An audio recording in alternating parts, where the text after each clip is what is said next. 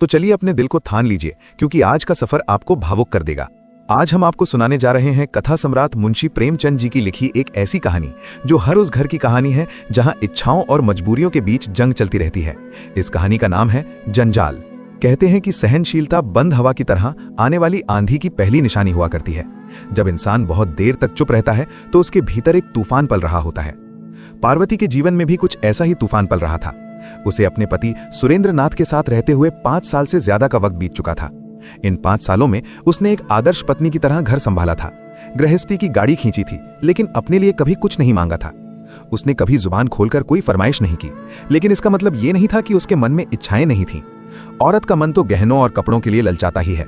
यदि वो कभी दबी जुबान से या इशारों इशारों में किसी नए गहने या रेशमी साड़ी की चर्चा करती तो सुरेंद्र नाथ अत्यंत बेबसी के साथ अपनी खाली जेब टटोलते हुए कहते, पार्वती, मेरी आमदनी और घर का खर्च सबका हिसाब किताब तुम्हारे ही हाथ में है। तुम खुद देख लो, यदि इसमें कोई गुंजाइश दिखाई दे तो जो चाहे चीजें बनवा लो। मेरे लिए इससे अधिक प्रसन्नता की बात और क्या होगी कि मैं तुम्हें गहनों से सजी हुई देखूं। मैं तो खुद चाहता हूं कि तुम रानी बनकर रहो। ये उत्तर सुनकर पार्वती का मन बुझ जाता। वो सिर झुका लेती और घंटों सोचती रहती। वो सोचती कि क्या मैं सारी उम्र यूं ही नंगी बुच्ची बनी रहती रहूंगी? क्या मेरी कलाई कभी सोने के कंगन से नहीं सजेगी? कभी वो हिसाब की डायरी लेकर बैठती, सोचती कि ये खर्च ना करूं, दूध कम कर दूं या धोबी का खर्च बचा लूं। लेकिन गृहस्थी का चूल कभी ठीक नहीं बैठता था। आमदनी अठन्नी और खर्चा रुपया वाली हालत थी। उसके पास शादी के समय के कुछ थोड़े बहुत गहने थे, लेकिन वो उन्हें भी नहीं पहनती थी। उसे लगता था कि ये पुराने फैशन के गहने पहनकर वो और ज्यादा गरीब दिखेगी। त्योहार हो या कोई उत्सव, वो प्रायः सादी सूती साड़ी पहनकर ही रह जाती थी। वो अपनी मेहरी और पड़ोसन को ये दिखाना चाहती थी कि उसे गहनों की भूख नहीं है, वो इन सब मोह माया से ऊपर है। लेकिन सच तो ये था कि ये सादगी उसके संतोष का नहीं, बल्कि उसके दुर्भाग्य और पति की निर्धनता का ऐलान थी। उसे रह रहकर विचार आता कि मेरे लिए सुरेंद्र जितना कुछ कर सकते हैं उतना नहीं करते। वे मेरी शराफत, मेरी चुप्पी और मेरे सीधेपन का नाजायज फायदा उठाते हैं। अगर मैं भी दूसरी औरतों की तरह रोज झगड़ा करती, रोती धोती, तो शायद वे कहीं से भी पैसे लाकर मेरी झोली भर देते। निराश होकर वो कभी कभी सुरेंद्र से झगड़ना चाहती। वो बिना बात के मुंह फेर कर बात करती, बर्तनों को जोर से पटकती, उन्हें सुना सुनाकर अपने फूटे भाग्य को कोसती। सुरेंद्र समझदार थे। वे समझ जाते कि इस समय हवा का रुख बदला हुआ है, देवी जी का मूड खराब है, इसलिए वे चुपचाप सिर झुकाकर वहां से बचकर निकल जाते।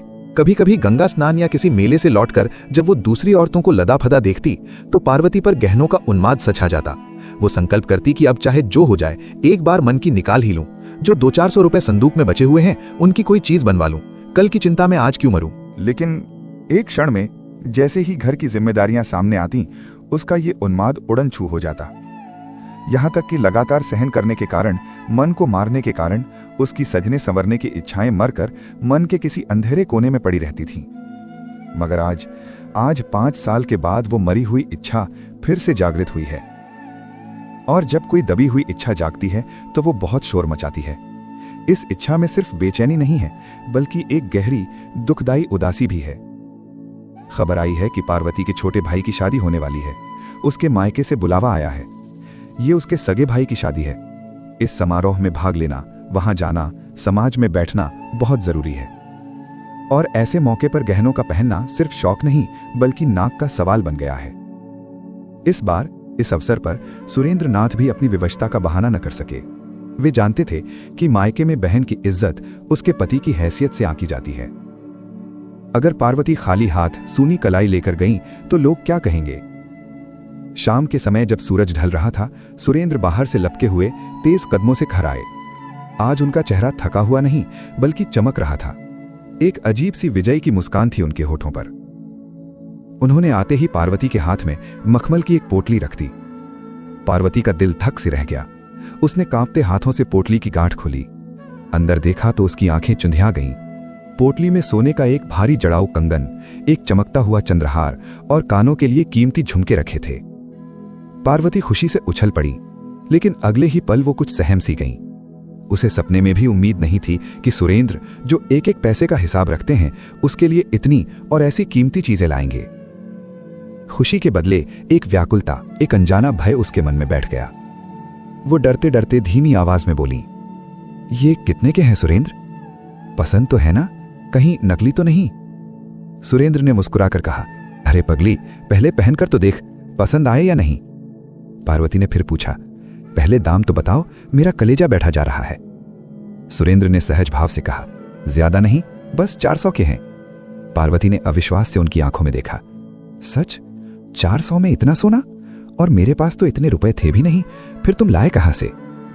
सुरेंद्र ने बात टालते हुए कहा, अरे वो सब छोड़ो, इंतजाम हो गया। पार्वती का शक गहरा गया। सच बताओ, उधार तो नहीं लेने पड़े? कहीं ब्याज पर तो नहीं लाए? सुरेंद्र ने झूठ बोला, लेकिन आत्मविश्वास से। नहीं नहीं, उधार क्या लेना, दफ्तर से थोड़ा फंड मिला था, कुछ दोस्तों से इधर उधर किया। पार्वती ने गहनों को अपने गले से लगाकर देखा। आईने में अपनी सूरत निहारी।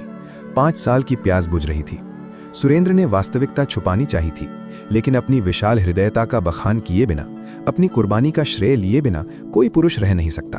उन्होंने सोचा कि इसे क्या पता चलेगा कि इन गहनों के लिए मैं इस समय कितने भारी बोझ के नीचे दबा जा रहा हूं।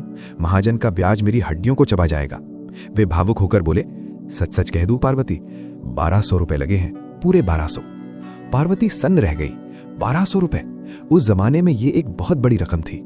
उसने पति को एक पल के लिए तिरस्कार की दृष्टि से देखा, जैसे कह रही हो कि इतना पागलपन करने की क्या जरूरत थी, और बोली, तो इतनी महंगी चीजें लाने की क्या जरूरत थी? हम गरीब लोग हैं, हमें ये शोभा देता है? दानवीर कर्ण जैसी लापरवाही के साथ कॉलर ठीक करते हुए सुरेंद्र बोले, एक मुद्दत के बाद, 5 साल के इंतजार के बाद जब जेवर बनवाने लगा तो क्या कंजूसी करने बैठता? शर्म भी तो कोई चीज है, मेरी नाक भी तो है। पार्वती ने पति की ओर अब कृतज्ञता की दृष्टि से देखा। उस दृष्टि में बहुत कुछ था। कुछ प्यार की झलक थी, कुछ शिकायत थी, कुछ गर्व था कि मेरा पति मुझे इतना चाहता है, और कुछ परेशानी थी उस कर्ज की। उसने और अधिक प्रश्न न किए। उसे डर था कि कहीं कोई ऐसी कड़वी बात कानों में न पड़ जाए जिससे इन गहनों को वापस कर देना ही जरूरी हो जाए, और वो इन गहनों को अब खोना नहीं चाहती थी। सच ही है, जिस व्यक्ति के हलक में प्यास से कांटे पड़ चुके हों, वो ये नहीं पूछता कि पानी पिलाने वाला बर्तन सोने का है या मिट्टी का, और पानी किसने भरा है, वो बस पानी पीता है। अगले 1 हफ्ते तक पार्वती एक दूसरी ही दुनिया में रही। उसके पैर जमीन पर नहीं पड़ते थे। उसके अंदाज में एक शान आ गई थी, बातों में अभिमान, और चेहरे से अमीरी झलकती थी। वो खुद को किसी रानी से कम नहीं समझ रही थी। कितने ही ऐसे काम, झाड़ू पोछा या बर्तन, जिन्हें वो पहले निसंकोच कर लिया करती थी, अब उसे दूभर लगने लगे। उसे लगता था कि इन महंगे कंगनों को पहनकर वो ये छोटे काम कैसे करे। यहाँ तक कि अपनी नन्ही बच्ची तारा को गोद में लेते हुए भी उसे डर लगता था कि कहीं उसके रेशमी कपड़े मैले न हो जाएं, कहीं चंद्रहार खींच न ले। लेकिन वो स्वयं अपने व्यवहार में आए इस घमंड और परिवर्तन से अनजान थी। 7वें दिन उसका भाई उसे लेने आया। विदाई की घड़ी आई। पार्वती ने सुरेंद्र से हर तीसरे दिन पत्र भेजने का वादा लिया। उनके सामने खड़ी होकर वो घंटों रोती रही। ऐसा मालूम होता था कि बिछड़ने के दुख से उसका कलेजा फटा जा रहा है। लेकिन जैसे ही वो घर की देहरी से बाहर निकली, जैसे ही रिक्शे पर बैठी, उसके आंसुओं की जगह एक चमक ने ले ली। घर से निकलते ही दिखावे की इच्छा उसके मन पर छा गई। वो स्टेशन पहुंची और गाड़ी के एक जनाने यानी महिलाओं वाले डिब्बे में आकर बैठी। उस डिब्बे में अधिकांश महिलाएं निम्न वर्ग की थीं, साधारण कपड़ों में। उन्होंने पार्वती को, उसके रेशमी कपड़ों और चमकते गहनों को आतंकित और रिश्क भरी दृष्टि से देखा और सहम कर इधर उधर सिमट गईं ताकि उसे बैठने की जगह मिल सके। पार्वती खिड़की के सामने जाकर सीना तान कर ऐसे बैठी मानो इतनी आव भगत, इतना सम्मान उसका जन्म सिद्ध अधिकार हो। उस डिब्बे में भीड़ भाड़ के बीच उसे भले खानदान की केवल एक ही महिला दिखाई दी। वो एक कोने में शांत बैठी थी। उसका चेहरा गंभीर था, लेकिन उस पर एक अजीब सा तेज था। वो एकदम साफ सफेद सूती साड़ी पहने हुए थी। पैरों में साधारण स्लीपर थे, हाथों में कांच की 2-2 चूड़ियां, लेकिन उसके शरीर पर गहनों के नाम पर सोने का एक तार तक न था। गले में कोई चेन नहीं, कान सूने, नाक सूनी। वो निम्न वर्ग की कई महिलाओं के बीच दबी बैठी थी, जैसे भीड़ में खो गई हो। उसे देखकर मन ही मन पार्वती ने सोचा, निस्संदेह सूरत से तो सुंदर महिला है, कुलीन लगती है, लेकिन सम्मान कहाँ? कोई इसे पूछ भी तो नहीं रहा। एक कोने में दबी बैठी है। अगर शरीर पर 4 गहने होते तो यही सब ओछी महिलाएं जो मुझे जगह दे रही हैं, इसका भी सम्मान करती। कलयुग में इज्जत चमड़ी की नहीं, सोने की है। पार्वती को अपने गहनों पर और भी घमंड हो गया। नीचे फर्श पर पार्वती के पैरों के पास ही एक गरीब देहाती महिला बैठी हुई थी। उसकी गोद में एक छोटा सा बच्चा था जो बीमार लग रहा था। वो बच्चा रह रहकर इतने जोर से खांसता और चीख मारता कि पार्वती का ध्यान भंग हो जाता। वो मन ही मन झुंझला रही थी। कैसी मुसीबत है, सफर भी चैन से नहीं कटने देते। जब उसे रहा न गया तो उसने नाक भौं सिकोड़ कर उस महिला से कहा, अरे तुम दूसरी पटरी पर जा बैठो ना, या बाहर गैलरी में चली जाओ। इस लड़के के खांसने और रोने से मेरे सिर में दर्द हो गया है, मुझे नींद नहीं आ रही है। उस गरीब महिला ने पार्वती की ओर आश्चर्य और दुख से देखा। उसने शायद उम्मीद की थी कि ये अमीर घर की औरत थोड़ी दया दिखाएगी, लेकिन वो चुपचाप उठी और धीरे से सरक कर दूर कोने में दुबक गई। रात आधी से अधिक बीत गई थी। ट्रेन अपनी रफ्तार से दौड़ रही थी। खिड़कियों से ठंडी हवा के झोंके आ रहे थे। उस गरीब महिला ने अपने बच्चे को ठंड से बचाने के लिए खिड़की बंद करनी चाहिए।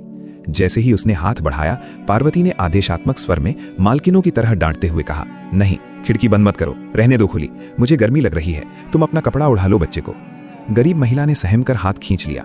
धीरे धीरे ठंड और हवा के कारण बच्चे की खांसी बढ़ने लगी, उसकी सांसें उखड़ने लगी। कुछ देर तक तो वो चिल्लाता रहा, तड़पता रहा, फिर उसका गला रुक गया। घरघराहट की आवाज आने लगी। उसने माँ का दूध पीना छोड़ दिया। उसकी आंखें पथराने लगीं। उसकी माँ रो रही थी पर बेबस थी। सामने बैठी सब देख रही थी, लेकिन उसे सिर्फ अपनी नींद की चिंता थी। तभी वो दूसरी महिला जो अब तक शांत बैठी थी, जिसे पार्वती ने गहनों के बिना अधूरी समझा था, वो अपनी जगह से उठी। वो उस गरीब महिला के पास आई और बिना किसी हिचकिचाहट के उस गंदे और बीमार बच्चे को अपनी गोद में ले लिया। उसने बच्चे का माथा छुआ, छाती देखी। बच्चे की हालत खराब थी। सीने पर कफ और बलगम जमा हुआ था। लगता था कि निमोनिया की शुरुआत है और ठंड ने उसे जकड़ लिया है। उस महिला ने फौरन अपना बक्स खोला। उसमें कपड़े नहीं, दवाइयां थीं। उसने एक शीशी निकाली और हवा से बचाकर अपने आंचल की आड़ में बच्चे के सीने पर तेल से हल्के हाथ से मालिश करने लगी। उसके हाथों में एक जादू था, एक ममता थी। फिर दूसरी शीशी से एक चम्मच दवा निकालकर बच्चे के हलक में डाली। गाड़ी की सब महिलाएं जो अब तक सो रही थीं या तमाशा देख रही थीं, आकर बच्चे के निकट खड़ी हो गई। निरंतर 1 घंटा, हाँ पूरे 1 घंटे तक वो भली महिला उस अनजान बच्चे की सेवा करती रही। कभी मालिश करती, कभी उसे थपकती, कभी अपनी शॉल से उसे ढकती। फिर उसने अपने बक्से से एक फलालैन का गर्म कपड़ा निकालकर बच्चे के सीने पर बांध दिया। गर्माहट मिलते ही बच्चे की जकड़न खुली। बच्चा जो मौत के मुंह में जा रहा था, अब शांत होकर सो गया। वो महिला रात के 3 बजे तक बच्चे को अपनी गोद में लिए बैठी रही। वो अपनी नींद भूल गई, अपना आराम भूल गई। वो हर 1 घंटे पर उसे दवा पिलाती रही। सुबह होते होते बच्चे ने आंखें खोली और दूध पीना शुरू किया। उसके गले की घरघराहट बंद हो गई थी। बच्चे की माँ उस देवती समान महिला के पैरों पर गिर पड़ी।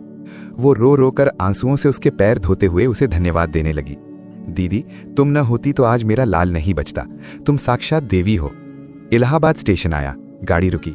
पार्वती और वो सीधी साधी महिला दोनों को यहीं उतरना था। पार्वती ने कुली को आवाज लगाई। उसका भाई जो उसे लेने आया था कुलियों को पुकारने लगा, लेकिन स्टेशन पर भीड़ थी, कोई कुली नहीं मिल रहा था। मजबूरन पार्वती को ही अपनी शान के खिलाफ जाकर अपने भारी संदूक, बिस्तर और पोटलियां उतार उतार कर भाई को देने पड़े। इस चक्कर में उसकी कीमती रेशमी जैकेट कील में फंसकर चिर गई। उसका मुंह बन गया। उधर उस गंभीर सीधी साधी महिला ने जैसे ही अपना बिस्तर उठाया तो लपक कर एक महिला ने उसके हाथों से बिस्तर छीन लिया। ये वही गरीब महिलाएं थीं। दूसरी ने उसका भारी संदूक अपने सिर पर रख लिया। तीसरी ने उसका दवाओं का बक्स उठाया। पूरा का पूरा जत्था उसे छोड़ने के लिए तैयार हो गया। कई महिलाएं उसे धर्मशाला तक पहुंचाने के लिए उसके पीछे पीछे चल पड़ी। बीमार बच्चे की मां बार बार उसके आगे हाथ जोड़ती, उसकी धूल लेती। दूसरी महिलाएं भी उससे गले मिल रही थीं, रो रही थीं। ऐसा लगता था मानो वे किसी अपने सगे, किसी आत्मीय से बिछड़ रही हों। लेकिन किसी ने पार्वती की बात भी न पूछी। किसी ने उसकी तरफ देखा भी नहीं, बल्कि उसके जाने से सब महिलाओं को एक सच्ची खुशी हुई, मानो सिर से एक बला टल गई हो, एक मुसीबत गई हो। अब उन्हें जरा कमर सीधी करने की जगह तो मिलेगी। बीमार बच्चे की मां ने तो जाते जाते उसे घृणा और नफरत की दृष्टि से देखा और मन ही मन उसे जी भरकर कोसा होगा। पार्वती ने मन में अपनी जलन को शांत करने के लिए कहा, इस सीधी साधी औरत ने तो गवारों पर अच्छा ही रंग जमा लिया। सभी महिलाएं इसकी नौकर बन गई, मानो कोई जादू टोना या मंत्र ही फूंक दिया हो। इन अनपढ़ गवारों के बीच तो ऐसा हो सकता है, लेकिन किसी भले घर में, किसी ऊंची सोसाइटी में इसे कौन घास डालेगा? वहां तो कपड़ों और गहनों से ही पहचान होती है। वो अपनी हार को मानने को तैयार नहीं थी। पार्वती का मायका शहर से सटी एक ऐसी अजीब बस्ती में था जिसे न पूरी तरह शहर कह सकते थे, न देहात। वहां शहर की तो एक भी सुविधा न थी, न बिजली, न नल, न पक्की सड़कें, मगर देहात के सभी कष्ट मौजूद थे। वहां का दूध शहर वाले पी जाते थे, सब्जी शहर चली जाती थी। पार्वती के पिता के पास कुछ जमीन थी, लेकिन वे मजदूरों की कमी के कारण खेती न कर सकते थे। उसके दोनों भाई अंग्रेजी पढ़ते थे और वकालत का सपना देखते थे। उन्हें खेती करना अपनी शान के खिलाफ लगता था। बेटी का ठाट बाट, उसके गहने और रेशमी साड़ियां देखकर पार्वती की मां फूली न समाई। उसकी छाती गर्व से चौड़ी हो गई। उसकी दुनिया उन्हीं गिने चुने मकानों और उनके निवासियों तक सीमित थी। वहां के गहने, कपड़े, शादी ब्याह, झगड़े टंटे ही उसके अस्तित्व की धुरी थे। वो सुबह शाम उन्हीं की बातें करती थी। मोहल्ले में किसी के घर बच्चा पैदा होना उसके लिए पनामा नहर के उद्घाटन से भी बड़ी घटना थी, और किसी के घर में एक नए कंठे का बनना दिल्ली के निर्माण से कहीं अधिक शानदार खबर थी। पार्वती को देखकर वो बाग बाग हो गई। उसे साथ लेकर वो तुरंत पड़ोसन के घर गई ताकि बेटी की दौलत की नुमाइश कर सके। जो भी उसके कंगन और चंद्रहार को देखता लोटपोट हो जाता। अरे वाह, क्या चमक है, ऐसा तो हमने कभी नहीं देखा। माँ सामने वाले की हैसियत देखकर उन गहनों का मूल्य बढ़ा चढ़ाकर बताती। कभी कहती 2000 के हैं तो कभी 2500। 2-3 दिन तक पूरे मोहल्ले में उन गहनों की नुमाइश हुई। पार्वती का सिक्का जम गया, उसका रौब बैठ गया। पार्वती की चाल ढाल से अब एक अलग ही शान टपकती थी। वो खाना खाने बैठती तो नाक से कोड़ लेती, माँ घी बेस्वाद है, डालडा तो नहीं। पानी पीती तो मुंह बनाकर कहती, बर्फ नहीं है क्या, इतना गर्म पानी कैसे पीऊं। माँ सबको, हर आने जाने वाले को सुना सुना कर गर्व से कहती, भला इनसे पूछो घर का ससुख यहाँ कहाँ मिलेगा। वहाँ ससुराल में तो रानी बनकर रहती है, अपने मन का खाती थी, अपने मन का पहनती थी। यहाँ गरीब गृहस्थी में तो मोटा महीन सब मिलेगा, मगर बेचारी में जरा भी ऐंठ नहीं है। देखो कैसे एडजस्ट कर रही है, वही पुराना स्वभाव है, वही अल्हड़पन। पार्वती की नन्ही बिटिया तारा भी पूरे मोहल्ले की गुड़िया बनी हुई थी। सभी छोटे बड़े उसे गोद में उठाते और प्यार से चूमते। कोई पूछता, बेटी ये सोने की हंसली हमको दे दो, तो तारा अपनी तोतली बोली में गर्दन हिलाकर कहती, ना हमली है, पापा लाए हैं। कोई पूछता, बेटी ये कड़े किसने बनवाए हैं, तारा इतरा कर कहती, मेरे बाबूजी ने, बहुत पैसे वाले हैं। बच्चे भी वही बोलते हैं जो वो अपने बड़ों से सुनते हैं। शादी का दिन निकट आ गया, रस्म रिवाज शुरू हो गए, ढोलक बजने लगी, मोहल्ले की औरतें बन सवर कर आने लगी। हर कोई अपनी सबसे अच्छी साड़ी पहन कर आया, लेकिन पार्वती उन सबके बीच हीरा लग रही थी, बाकी सब पीतल लग रही थी। सभी औरतों की दृष्टि, उनकी बातचीत, सब पार्वती के कंगन, उसके भारी चंद्रहार और कानों के झुमकों पर ही टिकी रहती थी। सब उससे दबती थीं, उसका लिहाज करती थीं। अगर पार्वती दिन को रात कहे तो सब हाँ में हाँ मिलाती थीं। पार्वती को ये सम्मान, ये झूठी इज्जत केवल अपने गहनों के बल पर ही मिल रही थी, और वो इस नशे में चूर थी। बारात चलने के दिन न्योते में सुरेंद्र नाथ भी आए। जब भी शाम के समय भीड़ से बचकर घर के अंदर गए तो पार्वती ने मुस्कुराकर बड़े प्यार से उनका स्वागत किया। उसने कहा, आज जी चाहता है कि तुम्हारी पान फूल से पूजा करूं, तुम्हारी आरती उतारूं। मुस्कुराकर सुरेंद्र ने कहा, क्यों भाई, आज ऐसा क्या हो गया, मक्खन लगा रही हो। पार्वती बोली, नहीं सच कहती हूँ, इस समय मन यही चाहता है। तुम्हारे इन गहनों ने मेरा बोलबाला कर दिया, मेरी इज्जत रख ली।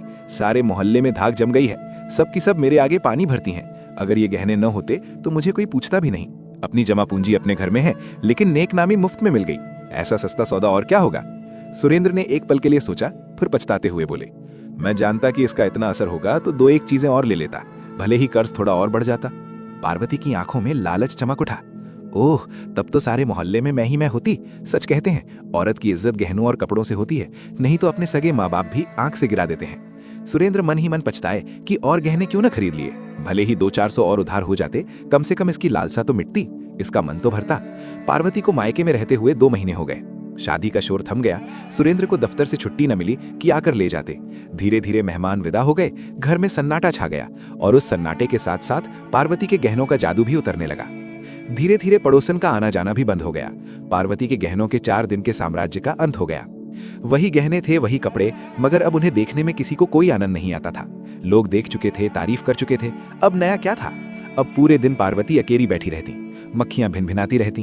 कभी कोई औरत मिलने आ भी जाती तो बस 2-4 बातें करके इधर उधर की हाँक कर अपनी राह लेती। किसी को भी अपने घर के कामकाज से फुर्सत न थी। ये अकेलापन, ये उपेक्षा पार्वती को बहुत अखरने लगी। मायके से उसका मन उचट गया। उसे पता चल गया कि नित्य नए गहने बनते रहने से ही उसकी बात बनी रह सकती है। पुराने तमाशे को कोई मुफ्त में भी बार बार नहीं देखता। इज्जत गहनों की नहीं, नएपन की थी। और कोढ़ में खाज ये हुआ कि मोहल्ले के और भी कई घरों में उसके जैसे बल्कि उससे बेहतर गहने बनने लगे। यहाँ तक कि पड़ोस के एक मनचले शौकीन बनिए ने, जिसे नमक के काम में बड़ा भारी लाभ हुआ था, अपनी पत्नी के लिए कलकत्ते के बने हुए लेटेस्ट फैशन के कंगन और हार मंगवाए। उन गहनों की चमक ने पार्वती के गहनों का रंग फीका कर दिया। अब सब उस बनिए की पत्नी की तारीफ करते। पार्वती की रही सही बात भी जाती रही, रेत की दीवार भर भराकर ढह गई। एक दिन पार्वती अकेली उदास बैठी सुरेंद्र को पत्र लिख रही थी। मुझे यहाँ से ले जाओ, अब यहाँ जरा सा भी मन नहीं लगता। 2 दिन की छुट्टी मिले तो मुझे ले जाओ, नहीं तो मैं खुद चली आऊंगी। इतने में उसकी बचपन की सहेली बागेश्वरी उससे मिलने आई। बागेश्वरी पार्वती के साथ खेली कूदी थी। उसका ब्याह एक गरीब खानदान में हुआ था, जिस पर पार्वती कभी तरस खाया करती थी। लेकिन बागेश्वरी का पति किस्मत आजमाने रंगून बर्मा चला गया था। वहां उसने खूब पैसा कमाया। 4-5 साल के बाद जब वो लौटा तो अपनी पत्नी के लिए एक मोतियों का हार ले आया, असली सच्चे मोतियों का हार। बागेश्वरी आज ही अपने मायके आई थी और सीधे अपनी सहेली से मिलने चली आई। पार्वती ने जैसे ही उसके गले में वो दूधिया रोशनी बिखेरता हुआ मोतियों का हार देखा तो उसकी आंखें फटी की फटी रह गईं। उसने मन ही मन अंदाजा लगाया, 2000, कम से कम 2000 का होगा।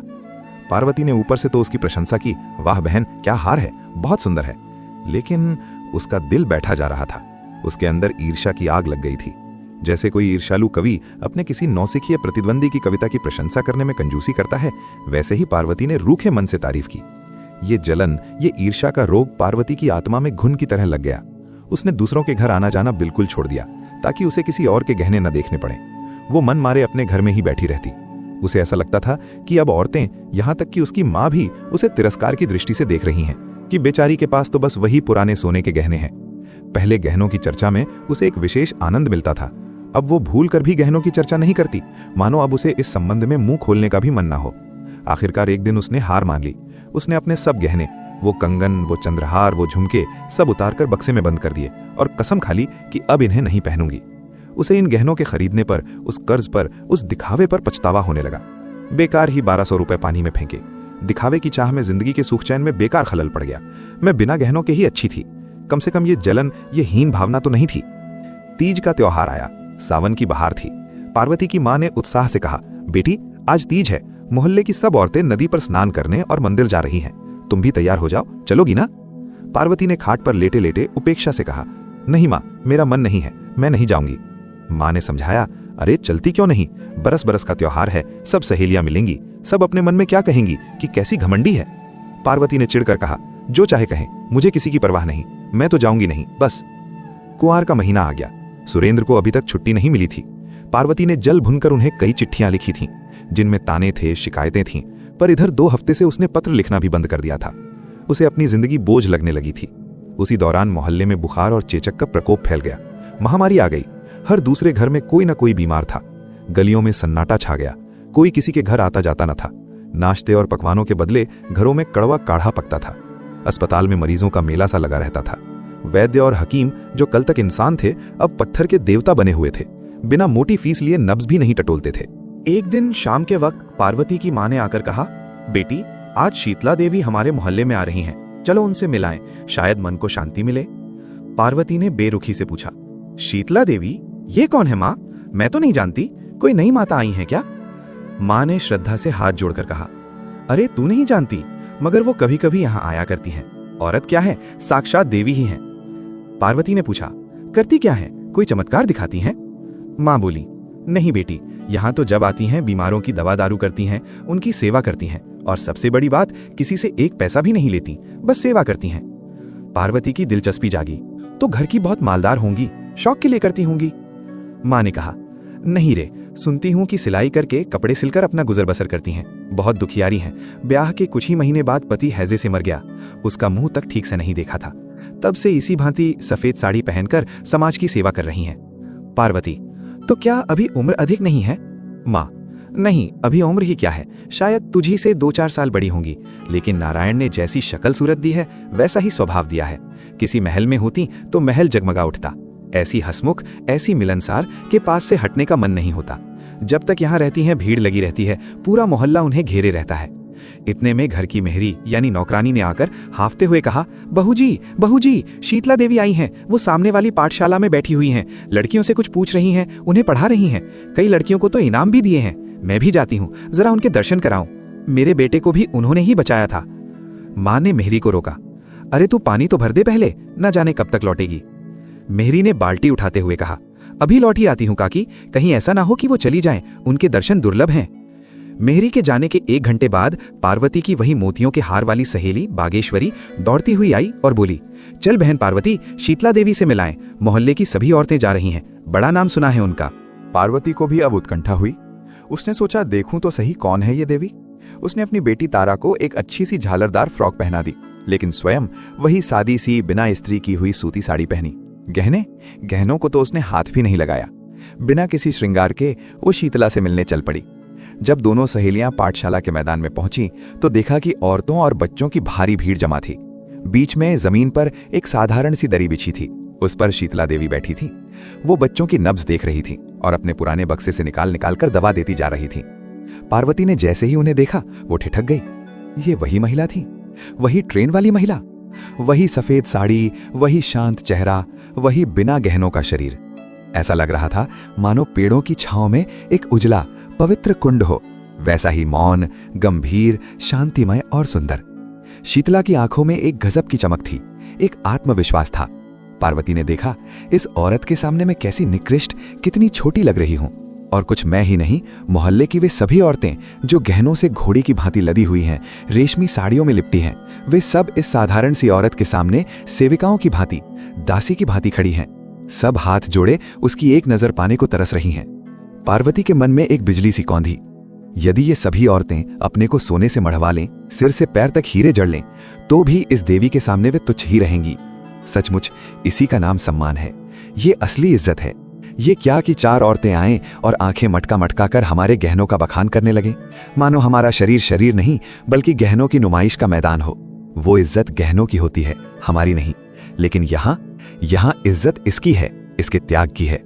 आज से 1 महीना पहले शायद इस प्रकार के गहरे विचार पार्वती के मन में ना उभरते, लेकिन आजकल गहनों से उसका मन फिरा हुआ था। वो मोह भंग की स्थिति में थी और सामान्य रूप से दार्शनिक विचारों के मूल में निराशा और उदासी ही होती है। जब इंसान टूटता है तभी वो गहराई में सोचता है। पार्वती चित्र लिखित सी यानी मूर्ति की तरह खड़ी होकर शीतला देवी का तौर तरीका, उनका बात करने का ढंग और आत्मीयतापूर्ण व्यवहार ध्यान से देखती रही। वो सोचती थी, ये औरत कितनी सुंदर है। मेरे पास पति है, घर है, गहने हैं, फिर भी मैं दुखी हूं। इसके पास कुछ नहीं है, फिर भी ये कितनी सुखी है, इच्छाओं से कितनी मुक्त है। मैं सम्मान की भूखी हूं, लेकिन मैं जिसे सम्मान समझती थी वो यथार्थ से, सच्चाई से कितना दूर है। मैं अभी तक परछाई के पीछे ही भाग रही थी। आज सम्मान का वास्तविक रूप दिखाई दिया है। जब शाम ढल गई, अंधेरा होने लगा और भीड़ छटी, तो शीतला देवी अपना बक्सा बंद करने लगी। तभी उनकी दृष्टि कोने में खड़ी पार्वती पर पड़ी। वो उसे तत्काल पहचान गई। उनके चेहरे पर एक मुस्कान आई और बोली, अरे बहन, तुम्हें तो मैंने रेलगाड़ी में देखा था। तुम वही हो ना? आओ, पास आओ। पार्वती शर्म से गड़ गई। उसने धीरे से कहा, हाँ देवी जी, उस दिन मैं यहाँ आ रही थी, मुझे क्षमा कर दीजिए। उस दिन मैंने। शीतला देवी ने उसकी बात काट दी। उसे शर्मिंदा नहीं करना चाहती थी। उन्होंने पार्वती को सिर से पांव तक देखा, फिर उसकी सहेली बागेश्वरी जो मोतियों का हार पहनी थी उसकी ओर देखा, फिर वापस पार्वती की सूनी कलाई और गले को देखा। मुस्कुराकर पूछा, क्या बात है? उस दिन तो तुम लक्ष्मी बनी हुई थी, आज गहने नहीं पहने, क्या गहनों से नाराज हो? बागेश्वरी ने बीच में बोल दिया, इनका मन ही जाने, अजीब पहेली है। पार्वती की आंखों में आंसू आ गए। वो रुंधे गले से बोली, देवी जी, आप भी तो नहीं पहनती, आपके पास तो एक छल्ला भी नहीं है। शीतला देवी हंसी, एक निर्मल हंसी। पगली, मुझे मयासर ही कहा, मेरे पास कहां से आएंगे? मैं तो भिखारिन हूं, बहनों की सेवा करती हूं और पुण्य के मार्ग में वे जो कुछ दे देती हैं उसी से अपना पेट पालती हूं। मेरा गहना तो यह सेवा है। पार्वती का दिल पिघल गया। वो अनायास ही बोल पड़ी, देवी जी, मुझे भी अपने जैसा बना लीजिए, मुझे भी यह भीख दे दीजिए, मुझे भी अपने जैसी भिखारिन बना दीजिए। मैं उस अमीरी से तंग आ गई हूं। शीतला देवी हंसकर उठ खड़ी हुई। उन्होंने अपना बक्सा उठाया और पार्वती के कंधे पर हाथ रखकर एक गुरु मंत्र दिया, बहन, भीख मांगने से भीख देना बहुत अच्छा है। देने वाला हाथ बनो, लेने वाला नहीं। जिस दिन तुम देना सीख जाओगी उस दिन तुम सबसे अमीर हो जाओगी। रात हो गई। पार्वती अपने बिस्तर पर लेटी थी, लेकिन नींद कोसों दूर थी। उसकी आंखों में अंधेरा नहीं बल्कि शीतला देवी का दमकता हुआ शांत चेहरा नाच रहा था। वो चेहरा उसे चुंबक की तरह खींच रहा था। उसने सोचा, क्या मैं भी शीतला देवी बन सकती हूँ? क्या मैं भी ये आदर पा सकती हूँ? तभी ख्यालों में सुरेंद्र उसके सामने आकर खड़े हो गए। उनकी झुकी हुई पीठ, कर्ज का बोझ। फिर उसकी बेटी तारा रो रो कर उसकी गोद में आने के लिए मचलने लगी। जीवन की इच्छाओं की एक बाढ़ सी आ गई। गृहस्थी का मोह, पति का प्यार, बच्ची की ममता, सब उसे रोकने लगे। उसने करवट बदली और खुद को समझाया, नहीं, शीतला देवी बनना मेरे वश में नहीं है। मैं सन्यासी नहीं बन सकती, मैं घर नहीं छोड़ सकती, लेकिन एक बात मैं कर सकती हूं और वो मैं अवश्य करूंगी। मुझे इस जंजाल से मुक्त होना है। 1 सप्ताह बीत गया। पार्वती अपनी ससुराल सुरेंद्रनाथ के पास वापस आ पहुंची। जब वो घर में दाखिल हुई तो सुरेंद्र ने देखा कि पार्वती का चेहरा उतरा हुआ है। उसके शरीर पर एक भी गहना नहीं है। वे आश्चर्य और डर से बोले, अरे क्या हुआ? गहनों से रूठ गई क्या, या चोर ले गए? पार्वती ने शांत भाव से कहा, नहीं, बस पुराने हो गए, मन भर गया। सुरेंद्र ने राहत की सांस ली, मजाक किया, तो क्या नए बनवा दूं? अभी तो इन्हीं का हिसाब चुकता नहीं हुआ, महाजन रोज तकादा करता है। पार्वती ने गंभीरता से उनकी आंखों में देखकर कहा, मैं एक उपाय बताती हूं, इन गहनों को वापस कर दो, सुनार को लौटा दो। सुरेंद्र चौंक गए। वापस? क्या कह रही हो? पार्वती, हाँ, वापस तो हो जाएंगे ना? सुरेंद्र, हाँ, बहुत आसानी से। इन 2 महीनों में सोने का भाव बहुत चढ़ गया है, बल्कि जितने में लिए थे उससे ज्यादा ही मिल जाएंगे। पार्वती के चेहरे पे एक चमक आई। तो कल ही वापस करा दो, मुझे एक पल भी ये घर में नहीं रखने। सुरेंद्र, लेकिन तुम पहनोगी क्या? लोग क्या कहेंगे? पार्वती, मैं बाद में दूसरे गहने बनवा लूंगी। सुरेंद्र, हैं? फिर बनवाने हैं तो बेचने का क्या फायदा? और घाटा होगा। नहीं, उन गहनों में रुपए नहीं लगेंगे, वो मुफ्त के गहने होंगे। सुरेंद्र सिर खुजलाने लगे। मैं तुम्हारा मतलब नहीं समझा पार्वती, पहेलियां मत बुझाओ। पार्वती ने गहरी सांस ली और कहा, सुरेंद्र, ये गहने गहने नहीं हैं, ये जी के जंजाल हैं। इन्होंने मेरी सुख शांति छीन ली थी, इनसे मेरा मन भर गया है। इन्हें बेचकर जो पैसे मिले उससे पहले अपना कर्ज चुकाओ, और जो बाकी बचे उसे किसी बैंक में मेरे नाम से जमा कर दो। सुरेंद्र, फिर? पार्वती, हर महीने मुझे उस जमा राशि का जो ब्याज मिलेगा वो मुझे दे दिया करना, बस, मुझे और कुछ नहीं चाहिए। सुरेंद्र ने बात हंसी में उड़ा दी चाहिए। सोचा बीवी का मूड है, बदल जाएगा। लेकिन पार्वती के हाव भाव से उसकी आंखों में ऐसा दृढ़ संकल्प प्रकट होता था कि वे उस विषय में गंभीरता से विचार करने पर विवश हो गए। उन्होंने देखा कि ये वो पुरानी पार्वती नहीं है जो गहनों के लिए रोती थी, ये कोई और है। और फिर दूसरे महीने में उस कस्बे के पोस्ट ऑफिस से शीतला देवी के नाम एक मनी ऑर्डर पहुंचा। उस मनी ऑर्डर के साथ एक छोटा सा कूपन था जिस पर लिखा हुआ था, आदरणीय देवी जी, ये तुच्छ धनराशि स्वीकार कीजिए। ये किसी अमीर की भीख नहीं, एक बहन की श्रद्धा है। ईश्वर की इच्छा हुई तो ये धनराशि स्थायी रूप से हर महीने आपको मिलती रहेगी। आप इसे जिस भांति चाहें खर्च करें, बीमारों की सेवा में लगाएं। अब से आपकी दुआएं और गरीबों का आशीर्वाद ही मेरा आभूषण होंगे। वो सोने चांदी के धातु के टुकड़े तो जी के जंजाल थे, उनसे मेरा मन भर गया है। मुझे मेरा असली गहना मिल गया है। मुंशी प्रेमचंद की ये कहानी जंजाल हमें एक बहुत बड़ी सीख देती है। कहानी का मूल संदेश यह है कि बाहरी आभूषण, दिखावा और कर्ज लेकर बनाई गई शानो शौकत असली खुशी और संतोष की गारंटी नहीं होती। पार्वती की यात्रा, उसकी जलन, उसका घमंड और अंत में उसका पछतावा हमें यह सिखाती है कि सच्चा मूल्य और सम्मान केवल आंतरिक गुणों और सेवा के माध्यम से प्राप्त होता है। गहनों के प्रति उसकी ललक और फिर उनके प्रति उसके मोह का अंत ये दर्शाता है कि आत्मिक शांति बाजार में नहीं मिलती। कहानी ये भी दर्शाती है कि समाज में दिखावे की चमक जुगनों की चमक की तरह तात्कालिक होती है, जो अंधेरे में कुछ पल के लिए तो चमकती है लेकिन उजाला नहीं कर सकती। वास्तविक खुशी का स्रोत केवल त्याग और दूसरों की भलाई में छिपा होता है। शीतला देवी की सादगी ने पार्वती की आंखों पर पड़ी सोने की पट्टी को खोल दिया। आप सुन रहे थे मुंशी प्रेमचंद की लिखी दिल को छू लेने वाली कहानी जंजाल। उम्मीद है ये कहानी आपको पसंद आई होगी। अगर ऐसी कहानियां सुनकर आपको कुछ महसूस होता है तो चैनल को सब्सक्राइब करें, वीडियो को लाइक करें और अपनी राय कमेंट में जरूर लिखें।